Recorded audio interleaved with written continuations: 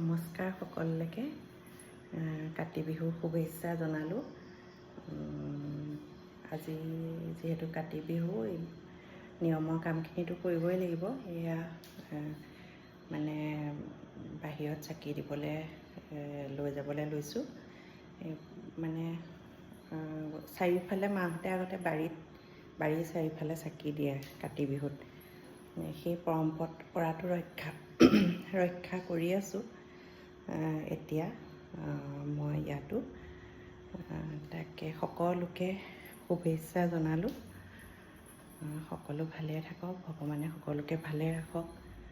আৰু আমাৰ যিহেতু হিয়াৰ আমঠু জুবিন গাৰ্গৰ মৃত্যুৰ কাৰণে আমাৰ সকলোৰে বহুত দুখ। তেওঁৰ আত্মাৰ সদ্গতি আৰু ন্যায়ৰ কাৰণেও ভগৱানৰ ওচৰত প্ৰাৰ্থনা জনালোঁ। তেওঁ ন্যায় পাব লাগে আৰু তেওঁ য'তেই আছে শান্তিত থাকক। আমাৰ মাজত যেন তেওঁ সদায় থাকে, তাকে কামনা কৰিলোঁ। জয় শ্ৰীকৃষ্ণ।